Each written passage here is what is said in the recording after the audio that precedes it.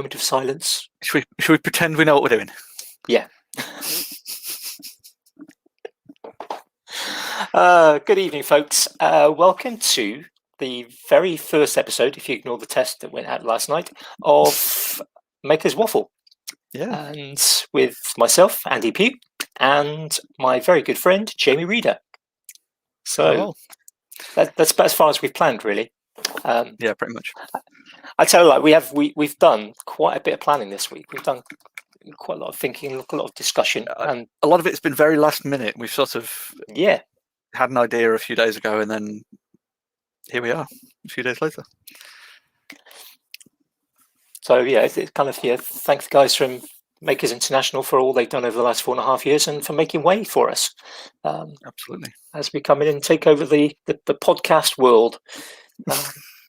Yeah, Joe Rogan's next, and don't know how you think that'll be there. There's not much left of the planet to conquer then at that point. Well, no, that's true, isn't it? I mean, he has biggest podcast. If we don't aim for him here, then I reckon, give it a month or so before we kind of take on his mantle as podcast king of the world. Yeah, we've got to get one or two guests on first, haven't we? Yes, that's probably would be a good idea. And to that 4 weeks, and then and to that end, this very much as some of the posts I've been putting up are sort of suggesting we want to make this about the maker community. This is definitely going to be a show which revolves around having guests, and that is the one thing we've done quite a lot of planning for at the moment. There is a very, very, very long list of people we would like to ask on, and we have started asking people, and we have had a number of people that have said yes. So I think we've got definitely over a year's worth of people on the potentials list, and we've certainly got a couple of months worth of people that we want to bring on, some of whom are definitely chatting in here tonight in the chat. Yes. But we're not going to tell you which ones of you, because you just have to wait and see till we ask you. Some of you are on the definite we want you on the show list, and some of you are on the not a chance in hell list. We'll let you fight among who's on. Which there is actually that list. we have a list of poor souls who are not going to come on unless they offer huge amounts of money. Of course. But we obviously, for purposes of being professional and of discretion and integrity, we're not going to share that list with anyone unless there's huge amounts of money involved. I suppose we should also point out that one of the things we kind of, as our background in general, as makers and as people, because we have quite a diverse kind of set of interests, it's not going to be, I'm afraid, just one sort of type of maker. It's not going to be woodworkers every week, or metalworkers every week, or 3D printing every week. We'll at least alternate those three. Yes, I think one of the things. I think one of the reasons why we get on so well is that our making kind of activities are quite diverse. And quite a lot in common. I think different levels of. We're not. You're a far better 3D printer person than I am, mostly because I don't do enough of it, which obviously is an inside joke there. But we have a variety of experiences in a variety of making skills. So, and we have connections into different parts of the making community. So the idea is that we will try and bring in some people that perhaps are less well known. Yeah. And I think as well, we've both sort of established ourselves as being able to talk for England. And Wales. And Wales and several other countries around the world lumped in as well. But ultimately we wanted to sort of make it about the community and people you might not be familiar with, and their stories, their creative outlets, and that sort of thing. We're hoping to have this as more of a waffle, more of a discussion conversation, rather Yes, than specifically like interviews, set questions. Obviously, there will be because there's some questions. very good podcasts that already do that. Exactly. There's no point copying what they've done. Yeah. Um, Oh, yeah, no, Rasmus says we we're can't not talk talking for for Norway. Norway. Yeah. Let the Danes do that themselves. I think one of the things I do say, you've mentioned already the community several times. This, for me, this Sunday evening slot has for quite a few years now. I don't even want to think about how many years, but this Sunday evening slot has, for me, become such an important part of my week. And the names that are propping up now in the comments, people that some of whom I've met, some of whom I haven't, but I consider, the majority of them. There's a couple that I'm not 100% sure about, but I consider the majority of them friends, and certainly a part of the community. And I think it's nice that I think it's nice. I think it's, for me, it's important that this Sunday evening carries on, because otherwise I'd have to do the ironing and things like that. And yeah, I would miss this dearly if it disappeared. I mean, I think ultimately we'd be able to come up with some sort of solution to get around you having to do the ironing, but this just works out as a really nice kind of succinct. This is far better. Continuation, It's much better for my mental health than ironing, and yeah, it's certainly for the winter. It's much warmer than being in the Tinkerage, which is an ice box for several months of the year. So that's kind of the important reason for a slot on this evening to carry on, and it will go out as a podcast midweek, hopefully. She'll download the video, edit out some of the waffle and the technical difficulties at the start, and submit it to various podcast providers of choice. More details once I've sorted out that technical hurdle. I think it's safe to say that the only date we're going to be setting for as a sort of a time slot for this is this Sunday evening slot. When podcast will arrive in the week, but we're not going to set a date, because we know that if you set a Wednesday date and it doesn't happen, that we know what you lot are like. And, Thursday becomes late Wednesday. Yeah, and the next thing is Saturday, and podcasts arriving on Saturday if they're due on Wednesday. I mean, that's shocking, really, isn't it? Absolutely. Wouldn't want that to happen, really. Yeah. I suppose what we need to do first and foremost is to address the elephant in the room and say that Andy and I are actually the net result of sort of diverging timelines of what happens when you both put the same set of headphones on. Yes. Every possible outcome, it's split in opposite directions, and ended up with large beard, not much hair, large body size, as opposed to Andy's complete direct opposite. Grey. Yeah, I took the long timeline around. I'm only 23, so it's just been a hard few very years. hard paper round, isn't it? So I think this is the kind of the first episode of Makers Waffle. Before we perhaps introduce ourselves, and for those that perhaps don't know us, people listening in the future, I know there's a huge number of people in the audience watching live who know us and know us quite well, but there'll be people listening, hopefully, who don't, and so we will introduce ourselves. But perhaps we should explain. Jamie, perhaps you might care to explain why we've decided to call this Makers Waffle. That's a very good idea. Is it just that we love waffles? Well, I mean, who doesn't? Especially a guy of my size, you have to love waffles. It's just I was going to say it's a staple, but other food groups are available. Ultimately, as we are makers, and the kind of the central theme around makers over the last few years has been Makers Central, bringing it back around. And ultimately, back at the first Makers Central, which is 2018. It was. Yes, it was 2018. I was unable to go. Indeed. So in the run up to that, Adam England, who is Make Build Fix on Instagram, reached out to a number of people he was following and decided to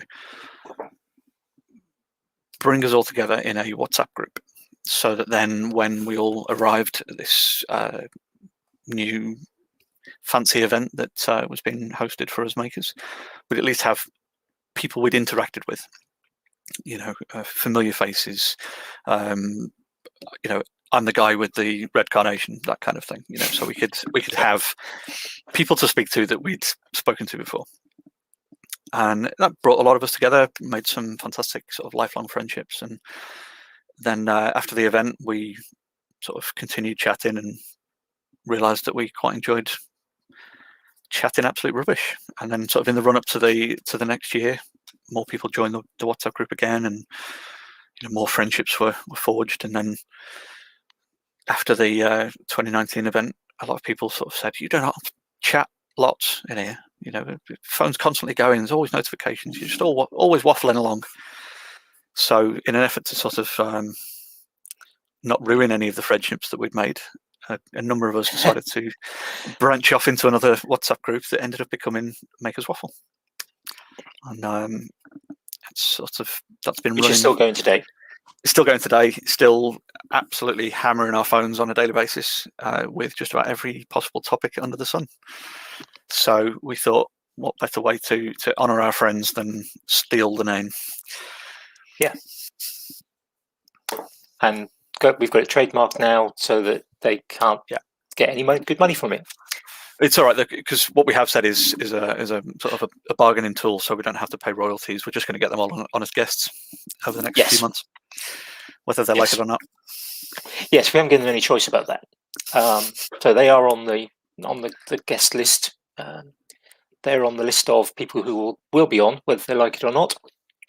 And there will be a significant number of other people who will be asked as well. So it's not just going to be a case of get our 10 mates on. And how many are in the group, Jamie? I can't remember how many exactly are in the group. It's about 10 or 12? Yeah, something like that. It's enough. It's enough that generates hundreds of chat comments, some hours, and even more some days. But certainly for me, part of the thing that I have found most important from discovering the maker community is the community bit more than the maker bit. I think the maker just brings us together, but it's the community and the friends that have become very important to me. And absolutely, it's a common interest that kind of breeds the friendships. Yeah, and it's great to be able to kind of chat about anything maker and non-maker related. Hopefully we can kind of honour that nicely. Right, so we've covered the waffle, why we waffle. So perhaps we should waffle a little bit about who we are. Well, you may as well start then, Andy. We'll start. Yes, I mean, if you want the full details, go to my other podcast, Thoughts on the Tinkerage, and listen to, I think it was episode 1 or episode 2, where I kind of gave my kind of entire story, and I think that's quite a length. That's about 45 minutes, and that was trying to cut it short. So I could cut it long, but I shall attempt. We haven't got enough time tonight. Yeah, we haven't got enough time to do that tonight. So I shall attempt to give you the kind of the potted history. I think making has always been a part of my life. I can remember with my dad when I was probably about 4, trying to. He was doing more of it than I was. Cut a hole in a toy tractor so that I could have a key, because I wanted a key so I could start the tractor up. And had sort of toolkits from every Christmas. There were different tools, from the toy ones at kind of 4 or 5 through to proper ones by the time I was a preteen and going into sort of teenage. And so making has always been there. We weren't a rich family. We made stuff because it was bloopy through. Come on, if you wanted an Action Man scene, you built it. You didn't, we couldn't afford to buy it. We saved up the cereal boxes and watched Blue Peter and for the inspiration and made things. Constantly fixing things, constantly just making. Never really kind of going, just a woodworker or just a kind of metalworker. It was like, this needs fixing. What is it? How do we do it? So it was always there, and even then through, I think university time, I kind of got more into outdoor sports, but there was always kind of things to repair. There's always kind of, oh look, I've ripped a hole in this rucksack or this waterproof jacket. I can't afford to replace it, so I have to fix it. I want to, I think I was probably about 21, 22. I was working in industry and I wanted a pull-up bar so I could improve my climbing. So built a frame in the garden to kind of do pull-ups on, with a couple of different levels, so you kind of work up to different levels and different types of holds, just made from some 2x4s, and that was just what it was. And then after a few years, getting a bit older, you get a house, you get rather than renting or living at home, you start getting your own house. Even when you're renting, you've got to fix things. Of course. You don't want to pay other people to do something, especially the sort of cost of some of the jobs. So you acquire tools, and particularly if you buy your first house, then the tool collection starts big time, doesn't it? And the workshop arrives. My first workshop was probably about the same size as the Tinkerage is now, so not big, but it was longer but narrower. So there's only room for a bench on one side. But you start kind of getting things like a miter saw, and you get the electric drills. So rather than having a couple of tools stuck under the stairs in the house, you start acquiring the need for benches and all those sort of things. And it's slowly sort of built up, and other hobbies acquired. I was just mentioning earlier, so one of the things we're going to sort of talk about is sort of attention, what grabs our attention, rather so much than sort of shout outs. And going back quite a few years now, I got into silver jewelry and making silverwork. And I'm tempted to get back in because of a program, which I'll mention later rather than sort of spoiling it now. So you acquire tools for that, and it's amazing how quickly you acquire an awful lot of tools. And I've been fortunate as well to have people in my life who've kind of gone, oh, you need a tool, here you go, here's a spare. And I think our wedding presents included a significant number of tools. So I still got my jigsaw. I've got a very nice Bosch jigsaw, which is one of my wedding presents. It has served me well, and it shall serve me well for quite a few more years. And that kind of was my route into making it. As in, it's always been there, and it's lots of DIY. I've done 3 kitchens. I may or may not have done some electrical rewiring where needed in houses. Of course, obviously checked afterwards by people with the necessary certification. As long as it's one does, competent, that's fine. That's fine. And so it's always been there. As the maker community was not something I knew about. I watched This Old House and the New Yankee Workshop on TV a couple of decades ago, several decades ago, and I was fascinated by it, but I didn't know there was whole communities of people that were involved in it until probably about 10 years ago, when I was in the school that I was at the time teaching. I was teaching physics. One of the assistant head teachers approached me one afternoon and said, the electronics teacher is retiring. There's still a class that have a year to go. Can you teach electronics? And I said, well, as it happens, I have a sitting guild in electronics, and obviously being a physics teacher, I'm pretty good with it. And yes, I can. So they said, okay, good. So from September, you're going to be in the technology department as well as in the physics department. So I kind of thought, okay, well, I've got a summer to get myself up to speed with my electronics, and it was electronic products, so it was like you're making the enclosures. And then I discovered things like Make Magazine and Maker Fairs, and discovered that actually there's an awful lot of people who like to make things.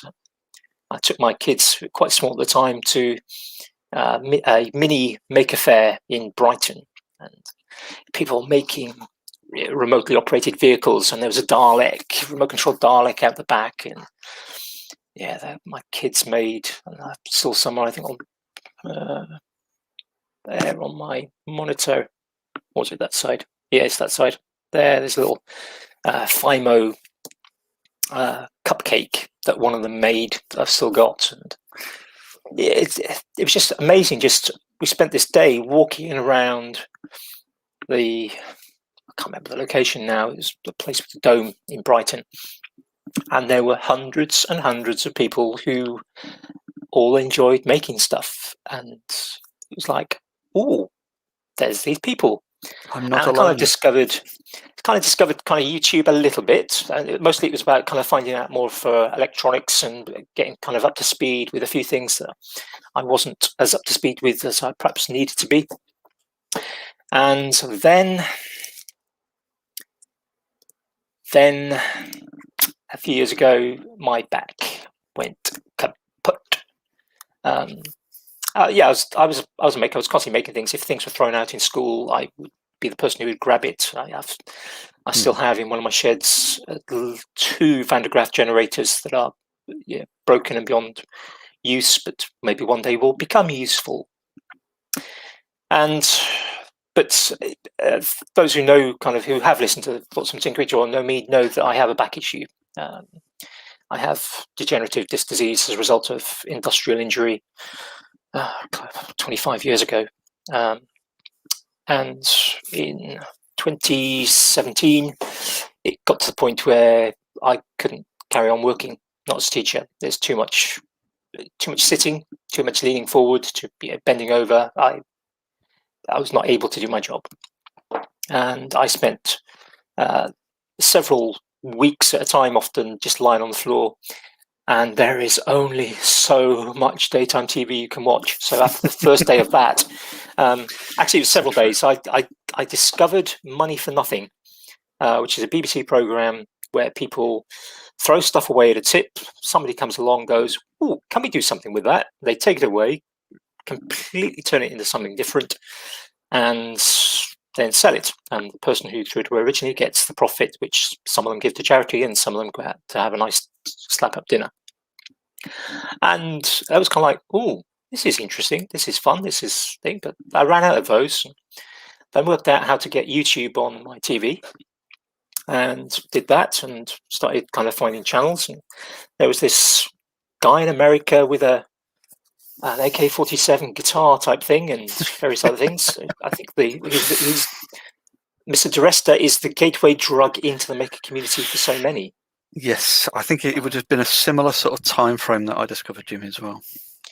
And from that, I discovered a variety of other YouTube makers, and that led me on to podcasts, which when I kind of started moving again, and which was often very slow, and I needed some sort of distraction. So I kind of got an old iPod working again, and discovered podcasts. I think Making It was the first one that I listened to, kind of the back catalogue. And then discovered that there was this whole community of people in the UK as well. I think it was the summer of 2017 that a young gentleman called Mr. Alex Halfpenny reached out to me, and a young lady called Sophie Lewis reached out to me, and we kind of started YouTube channels at about the same time, and the rest is, as they say, history. That pair have got a lot to answer for. They have indeed. Very nice people I consider friends. Don't speak to them enough. And it was like, And then you get all the twists and turns. So Caveman Carl's just mentioned kind of finding the Lord of the Jews via Adam Savage. I mean, I'd known about Adam Savage for a long time from his work on Mythbusters, which absolutely, yeah. brilliant program and a great program. I'd all been the Scrap Heap Challenge and Robot Wars and all that in the days. And, some people in this day may be old enough to remember things like the Great Egg Race and Beat That Einstein, which are kind of preceded Scrap Heap Challenge as kind of, oh, let's build things. I love those things. And now I think the maker community has become a really important part of my life, and I try to be as actively involved as I can when I can, even when I can't make. The maker community keeps me in touch with making, and I love making. I love doing stuff, but I can't always do it. But I can nearly always be part of the community. Yeah, it's just absorbing everything else that's everyone else is doing. I mean, that's Mr. Andy Berkey's philosophy, isn't it? See more, make better. You exactly interact with friends, make connections, see what everyone else is making, how they're all, sort of progressing on their journey, and at least you can sort of make vicariously via them. Yeah. And then obviously Maker Central, I did have tickets for the first Maker Central, but I had to give them away because I couldn't make it. Because I just couldn't travel. But then I made it to the second one and made even more friends. And essentially here we are now, following then the emergence of Makers Waffle. And it's an important part of my daily life. If I had to choose between kind of Makers Waffle or Instagram and YouTube, I'd probably pick Makers Waffle. I'd miss YouTube, I'd miss Instagram, but I think in terms of seeing things made, it's just the way it is, and it's become part of my life. I wouldn't want it any other way. So I think that was my. I think what was that? About 10 minutes. That sounds about right. Pretty good going for me, I think. So your turn, Mr. Reader. Very much the abridged version, I think. So I suppose before we, the royal we, before I go into mine, just to remind everyone to look after your backs, because again, commonality between the two of us. Mine's absolutely mullered as well. But I mean, there's a hell of a lot of parallels between the two of us.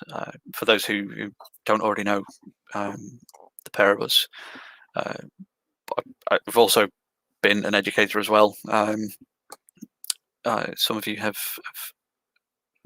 had the pleasure of having lots of knowledge around in your face, whether or not you asked for it. But no, my background, a very similar sort of thing of making has always been a way of life. My dad's a musician, but did an apprenticeship as electrical engineer. So growing up, we were always taking things apart, repairing things. It was around a lot of audio equipment and things. So whenever any of that was broken, it was right, come over here, son. Let's have a look at how this works. So there's a lot of that kind of mentality of repairing or improving or that sort of thing. I've got two older half brothers as well who while I was growing up, they were hydraulic engineers. So again, it was always welding, making things, repairing things. Again, can spend time with them. It would be all that kind of thing. It's very much a case of if you wanted something, you found a way to make it, or that was just a way of life. Again, the same, like progressing on. Again, moving out into, like you said before, moving into your own place, and then I need to hang a shelf. How do I hang a shelf? Right, so I need to go and do this. I need to go and do that. And that was, I think that's most makers' sort of gateway drug, isn't it? Is DIY or repairing things or that kind of thing. So very, very similar here. Definitely. But I mean, my teen years were probably my formative years for making, because it was,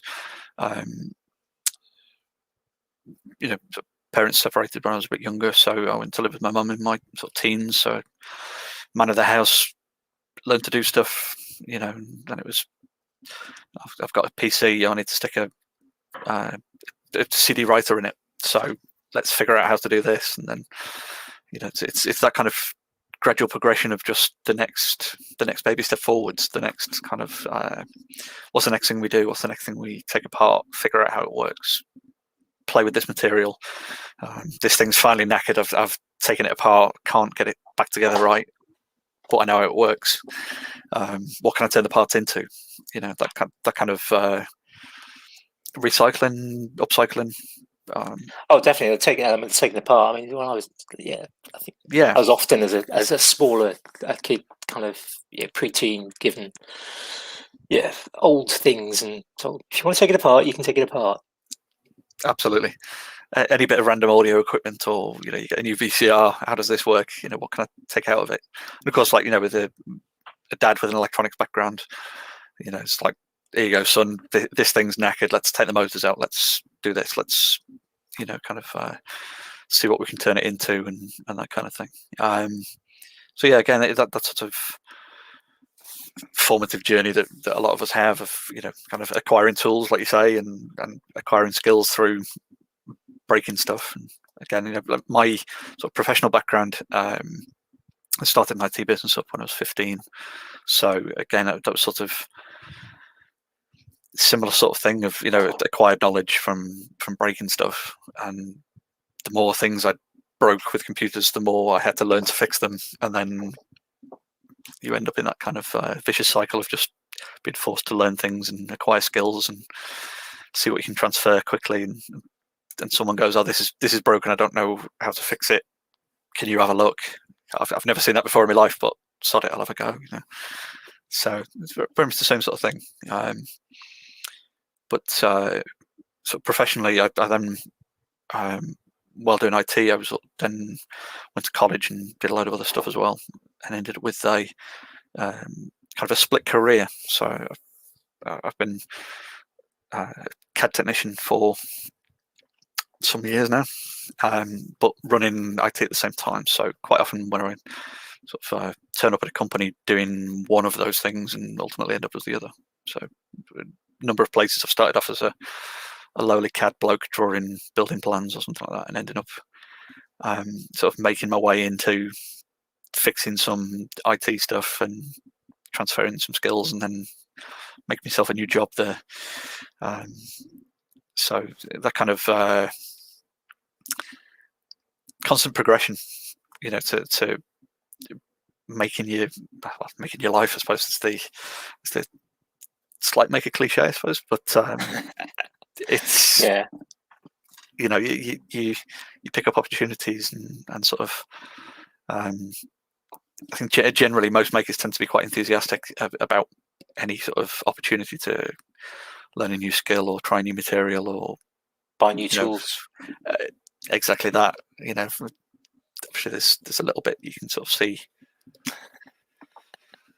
all the way around here is acquired tools and skills and knowledge, and some very fancy other podcast sign that another friend and maker made, and all this kind of stuff. But the similar sort of thing of finding YouTube, of being fed up of daytime TV when damaged my back.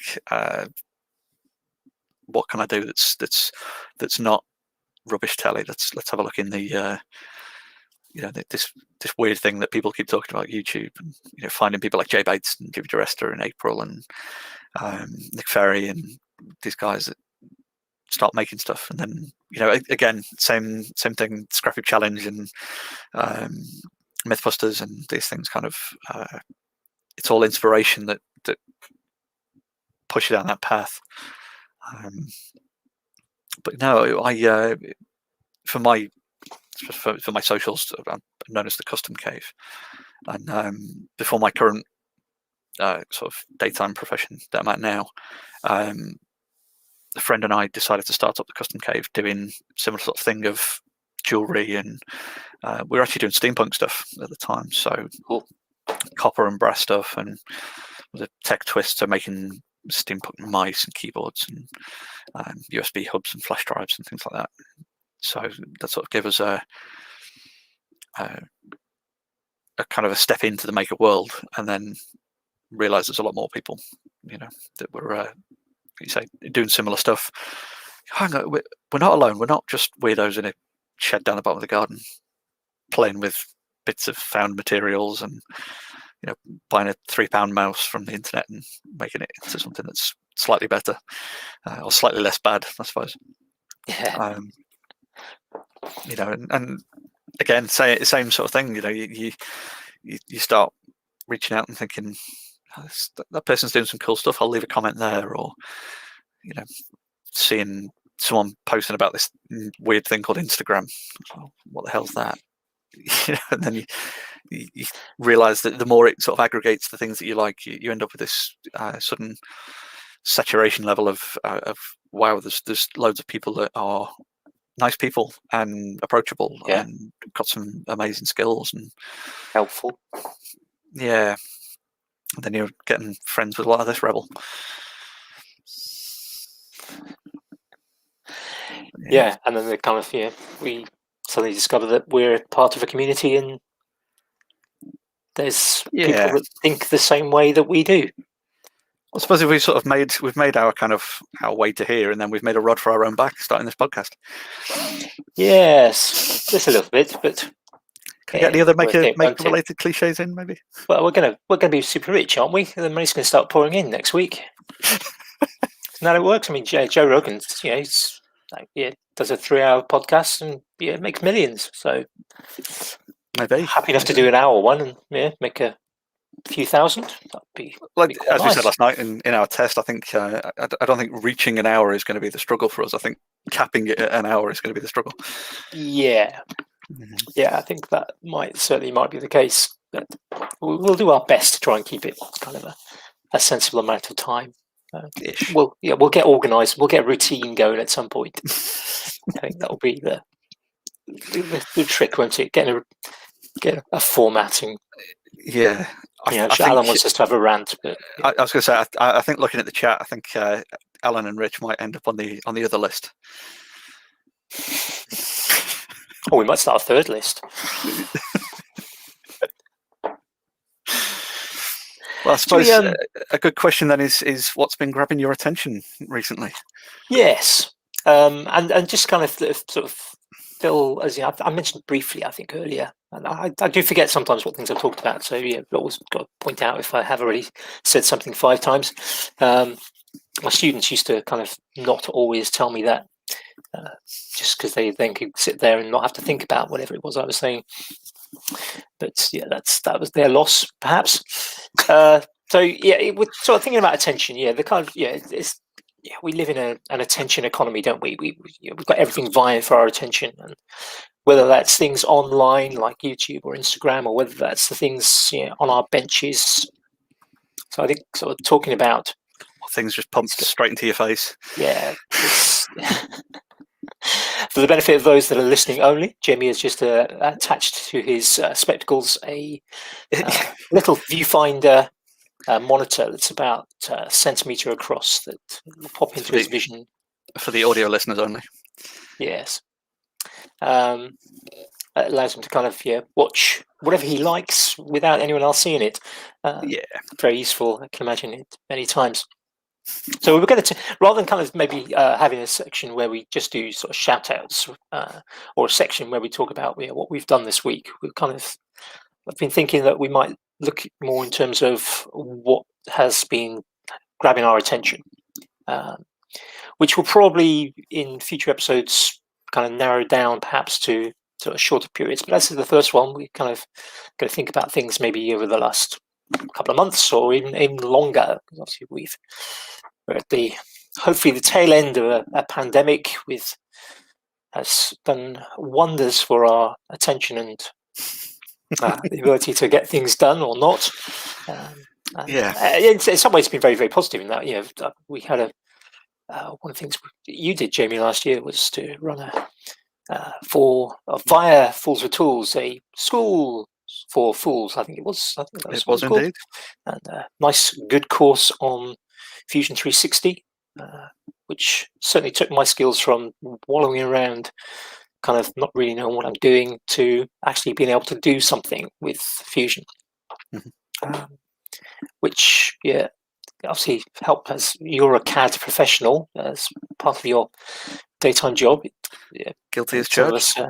us a good way to start. So my attention this week, what's been grabbing my attention? Well, I've had a few things arrive in the post this week, which was a nice little thing.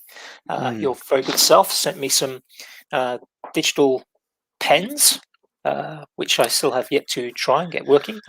Yeah, I'm afraid you can blame our good Australian friend Dan for that. He put the idea into my head. Blame me for lots of things. Yeah, it seemed like a good idea, so I better not tell him now. I have tried. They do at least one of them writes in ink, but I haven't actually tried the digital part of it yet. It's charged, but I need to explore the user manual that's buried in on it. Again, finding that time for the attention. Our other good friend Duncan Band from the Little Hobby Shop sent me a for the benefit of the viewers a Jesmonite. Put that up there a bit closer to the camera, so those that are watching can actually see a Jesmonite coaster. Which has actually got one of my drawings from last year's Inktober embedded in it, which is a beautiful piece. It's super smooth, great material. I think it's a material I certainly want to explore one day. And John Tansley, John Made It, sent me a thank you gift for helping him out with some work on his website. Something I kind of I perhaps could go into sort of slightly professionally is kind of doing marking. I suppose that's after 20-odd year career in teaching, kind of going into kind of proof editing, things like that. So I helped him out with his website, and he sent me a very nice YouTube live subscriber counter with my logo laser etched on the front. I'll post pictures of those. There is just kind of jump into an aside. One of the things I've spent the last couple of days doing is setting up social media for Makers Waffle, and one of those is an Instagram account, and I shall post some pictures of things to the Instagram account so people can see those at some point. I think pretty much all of the social media that we're approaching will be called Makers Waffle. Without any apostrophes, just to make it easy, because I put the apostrophe in the wrong place. So we just basically say, let's ignore the apostrophe. Exactly. It's better to be ignored than, from a grammatical point of view, than to put it in the wrong place. Exactly. As two educators who are fanatical about being total pedants, we thought if we just get it set off the hop that there's no apostrophe, then we can't get really annoyed at anyone who gets it wrong. Yeah. It's kind of that was an active decision rather than it's leaving it out. So we'll just get that up front in case anyone kind of goes, "There's an apostrophe." Yes, perhaps they should. Yes, you got that right. So those are three things that grabbed my attention. Attention-wise, also, I still have a lot of things on my bench that need working on. I have a friend in the village has given me some cameras that he uses. He's a chimney sweep. He has a number of, essentially they're fishing cameras, kind of a waterproof camera on the end of a cable, which he applies to his chimney rods to investigate the state of the chimneys, and two of them are broken. So the idea is hopefully I can get one working from it. So that's been on my bench for a little while. I've been building some shelves for one of my kids. That's going to be pretty special. There's going to be a video for that. But I'm waiting for some non-windy weather because we've got spray painting to do. Has that shelf project been going on for any length of time? By any chance? Only since March last year. Yeah. It had about 9 months where it was just half a dozen pieces of wood already cut to length stuck in the tinkerage. It's now sitting in the conservatory waiting for good enough weather to spray paint outside, because certain members of the household don't like me spray painting inside the house. Can't get the staff, can you? No, not really. Other than that, I picked up a nice little writing box, kind of the old-fashioned writing box. You open them up, it has a platform that's at an angle, formed by the lid and the main part of the box, kind of see an older thing, a bric-a-brac. It's in a bit of a state, so that's going to get fixed at some point. And the drawing, I suppose, is the thing that I'm kind of people are knowing me for at the moment. My Instagram is just full of daily drawings, which I haven't done Very, today's very yet. pretty ones. Yeah, which has also kind of gone down the line of being single line drawings. That's a part of a project which Rob Prickly Sauce Thomas started after Inktober. So it started in November. Once a month, he puts up a list of prompts, daily prompts, and there's a group of us that do a drawing associated with that prompt. I was going to leave out the M, and we post a picture every day. There's a variety of different styles. A few people are using sort of digital art. Some people doing it by hand. Like Rob himself, he's doing a sort of single poster every month with each of his drawings added each day. And that's been a really good thing for me to do. My drawing has got a lot better. Although I kind of seem to have tricked myself into a corner of doing single line drawings. I started doing, I'm going to do a week of it, and then by the end of the week, people were going, I really like this, this is good. I'd like to follow the line every day. And I kind of felt guilty for, if I didn't do it. So I've done single line drawings every day, and it's a good little exercise. I suppose it's a good way to help the brain. Yeah, it gives me two drawings actually, because I do a sketch, normal-ish sketch first, and then I have to spend probably anywhere between 5 minutes and 5 hours trying to work out how to make one line go around this drawing, and then I kind of hopefully try and get it up before midnight, or sometimes after midnight. It's been good. Yeah. And last one, I think, as I mentioned earlier, I might get back into silver jewelry. I watched All But Glitters on BBC, which was a jewelry making reality kick somebody off every week program, and it kind of I might dig out myself stuff. Anyway, your attention. What's been grabbing your attention rather than me waffling for ages? Well, I mean, it's the best place for it, isn't it? I've actually managed to do a little bit of leatherwork recently, or rather, I've been doing some leatherwork for what feels like months at this point, but it's not, it's weeks. We're doing a prop for a friend of a friend for a cosplay type thing, but it's a film prop. So it's been a belt, a fairly significant, chunky belt. So it's been a little bit sort of wide. Yeah, it's about 93 mil deep, the belt, so it's a monster, but it's very specifically shaped to the buckle as well. So nearly 4 inches for the American. Yes, trend. Sorry, yeah, I need to include the freedom units, don't we? But, yeah, the Johnny is absolutely right, making me laugh.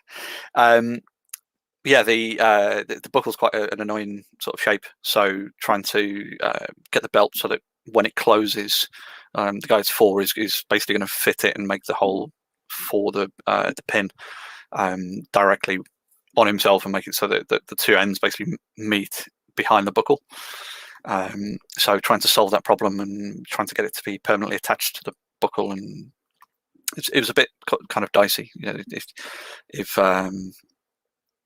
if I'd got it wrong, it would have been a whole. You couldn't recover from it, so you'd have to spend all the time to make the full new piece. So it's a little bit kind of it was a bit of a stretch to do, because it was slightly outside my comfort zone for what I've done so far leatherwork wise. Although I've been doing it for years, it's not something I've collectively spent enough time on to just go and tackle a project straight away. There's a bit of R&D involved and things. So I managed to actually get that finished today. That's been cool. kind of a load off, because it was a little bit of a sort of niggling stress, just making sure that I got it right. But as it happens, from the photos and everything, the guy's incredibly happy with it, and has already sort of put some orders in for accoutrement to go on it, and holsters, and a future kind of bigger and better version with more involved and stuff like that. So that's a nice sort of confidence boost. I've also started printing a thing called a Hovelin, which is a Hovelin is a fully 3D printable violin. So my daughter plays violin and is changing to a new school. She's going into secondary school in September, so has to give her school issue violin back. So I thought, rather than being, a cheapskate and scouring the second-hand shops to get something to tide her over summer, I thought I'll spend far too many hours digging around the internet to try and find some sort of suitable project, and discover this Hovelin. You buy the machine heads to do the tuning pegs at the top, and obviously strings, a bow, and a carbon fiber rod, and then everything else is printed. So you print the bridge, print the body, print the neck, and then push everything together, and then you feed this carbon fiber rod down the neck to sort of stiffen everything up. So I've sort of made a start on that, got the parts, and then just need to do the several hours of printing. So that should be a fun few days of running the printer. But talking of printer, I have ready to go in the post some test parts for the lovely Mr. John Williams, who's in the chat there. So these are sort of replacement parts for his bike light. So fingers crossed, we've sort of collaborated on getting this kind of solving the problem for him, I suppose. Brilliant. So doing that, and sort of just recovering a little bit from a lot of particularly busy kind of work times over the last few months. Sort of dug back into a bit of a guilty pleasure of sort of reaction videos on YouTube. Sort of later on in the evening when everyone else is falling asleep, and I just need something to sort of not think too much on.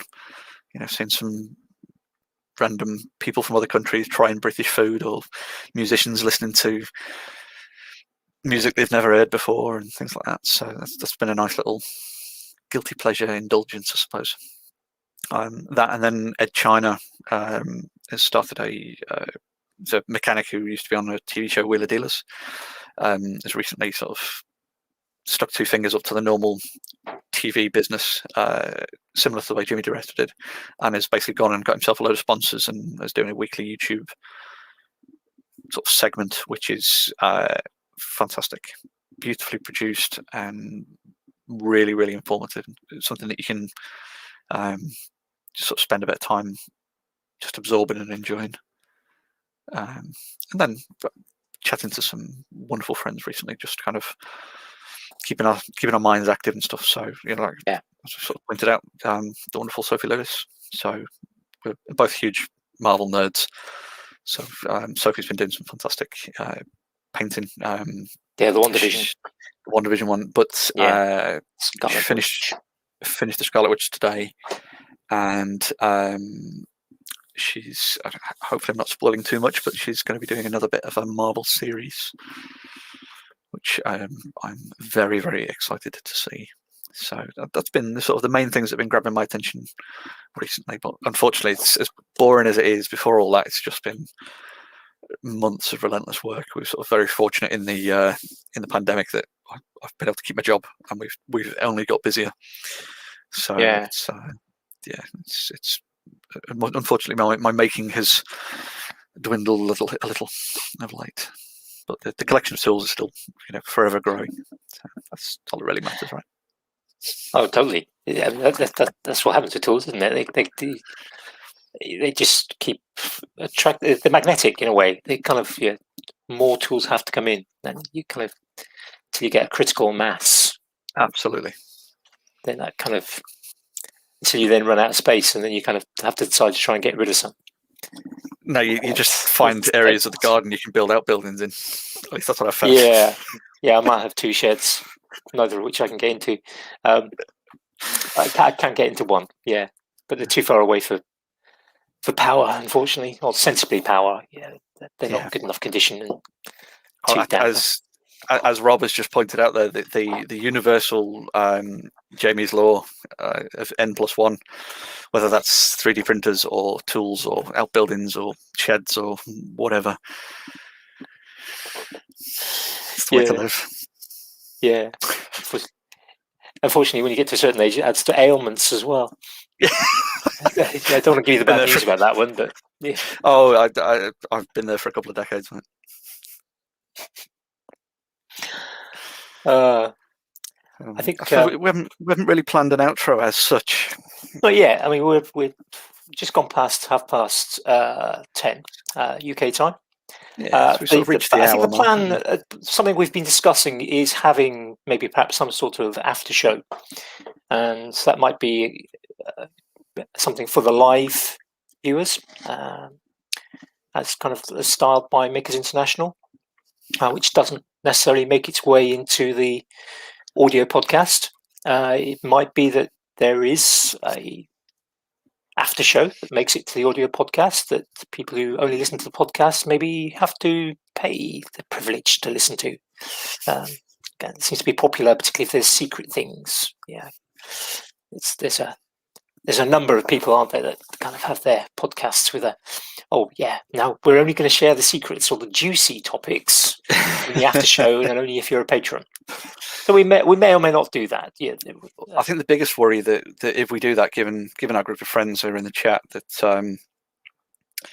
some of them might not quite get the concept of Patreon and might just start sending us wonderfully interesting images in the hope that that's payment enough. I think there's definitely a few sort of firemen, knife makers, and people of that ilk that will start sending photos. Yeah, through. nice kind of a 10-inch chef's knife, a nice blade would definitely be a good way of getting a free copy of an RSS feed. Yeah, that's something to think about. The question, Dave, is this is a cider. Proper cider, that is. Dave being American. Yeah, alcoholic. Fancy juice. Andy's is just a pint of vodka. Yeah, that's what Cuzza said. Yeah, in a in a Doombar glass. Best glass I have. My favourite glass. It's a festival squishy plastic glass. Make it a plastic. I think maybe to round up today, we have and as we mentioned earlier, we have a long list of guests that we want to have on. We've already spoken to a few people, and we haven't got dates apart from one. That's for next week. Next week, we will have our good friend Christopher Smith, the Witcheneer. We've decided to get him on early. We can only apologise now. So yes, we shall get Chris on next week. We'll talk about Chris next week. Yeah, we won't start talking about him now, because then otherwise he'll just. This episode's all about us. Yeah, exactly. We don't feel too. We don't be big-headed about how much we might or might not like him, etc. We have a couple of people that some of you in the chat will know, but some of you might not. The queen of 3D printing, the worldwide queen, I'd say, of 3D printing. It's Billy. I was going to say Billy Piper then, but it's not Billy Piper. It's Billy Rubin. I'm not going to argue. Billy Piper wants to come on. If she wants to come on, we can have a chat. I'm quite happy to have a chat with her. Yeah, fair enough. My youngest would be particularly happy to have a Doctor Who star on the chat. That would be a very good thing to do. But no, it's Miss Billy Rubin, who's from Australia. Yes, she will be joining us at some point. Wonderful person. Faye from Geeky Faye Arts, who again has become a friend for both Andy and I. So she's also reluctantly agreed to come and chat with us at some point. Yeah, she's doing some amazing stuff at the moment. Lots of 3D printing. She's an amazing artist, amazing videographer. Yeah, definitely. And just starting to get into electronics, which is quite interesting. I think she'll soon. She's very much a beginner with electronics, but I think it won't take long for her to really get into it. We've also got Kez and Phil from Spirit and Bear, who some of you may have seen on the Virtual Craft Festival yesterday. Kez was making a Molyneux, kind of Thor's hammer, a bit of scroll saw work and pyrography.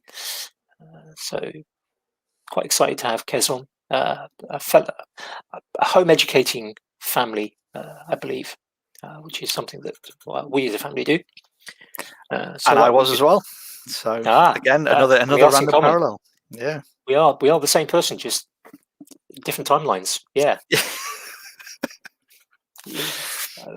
I've sort of shrunk. It's the discs. I used to be 6 foot as well. I was 6 foot, but yeah, the discs shrunk. Yeah, good 6 inches. Nice try. Yeah, not quite. So yeah, we haven't really got the format for the ending sorted out. We just as is apparent. Yeah. So yeah, but we like to waffle. It's like yesterday on the test. We kind of said, well, we were on for about 5 minutes. Said, right, let's finish now, and then 10 minutes later, we're still going, which could well happen tonight if we're not careful. I'm afraid so. Yeah.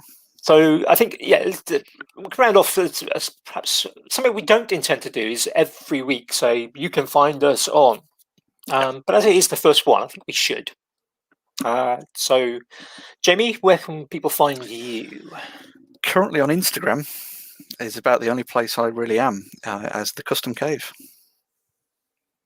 How about you, Andy? I'm lots of places. Too many places, probably, to be honest.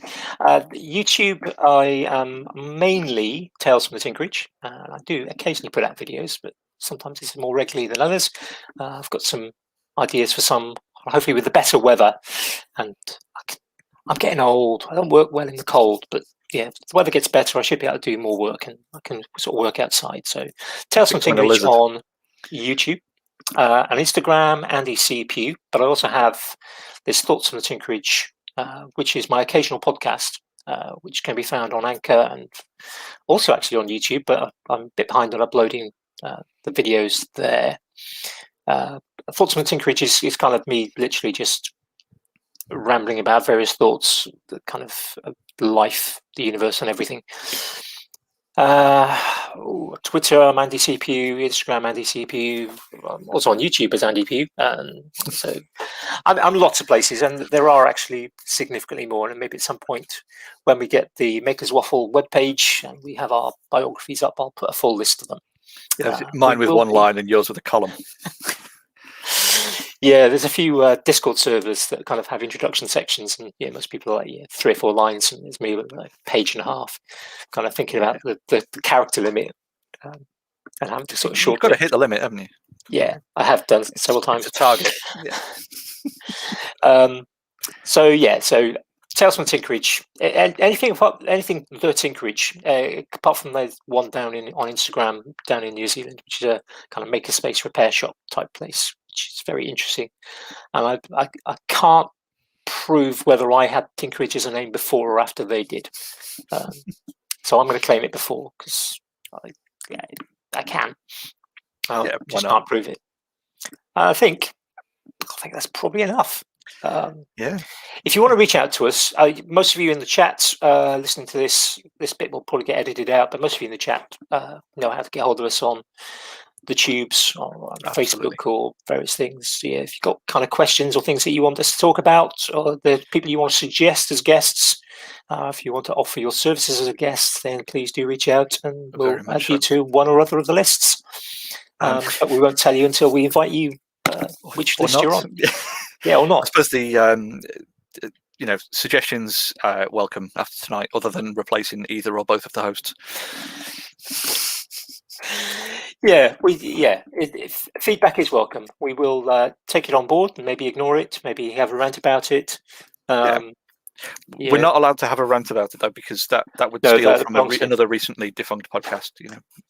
Yes, it's unfair to nick a rant section. We can't really do rants. Yeah, we want to try and make things our own. We don't want to kind of copy all the best bits from all the other podcasts that might be out and about.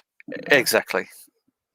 So I think that's it. I think that's it, isn't it? Hour and 13 minutes and counting, according to my schedule. But most people missed the first 3 minutes. Some makes probably about an hour and 10 because I forgot to click the button that said public, which Yeah, was well, a button I that's think hidden away. we technically missed the first 3 minutes there. Yeah. Yeah. So thank you for listening. Those that are listening live, thank you very much. We really do appreciate it. Sorry we couldn't Absolutely. respond to all the comments. Hopefully you've had a nice time. We do appreciate you watching and listening. Look out for the audio. And if you could subscribe, there is a Makers Waffle YouTube channel, which currently has, I think, 3 or 4 subscribers. Hopefully future episodes will be from there, not just giving me the wonderful hours, so I can eventually reach monetization. So it will take place in its own place. That will be hopefully next week with Chris and Jamie. So I think it's a goodbye from him and goodbye from me. Yeah. Thanks, guys. Bye. Cheers all.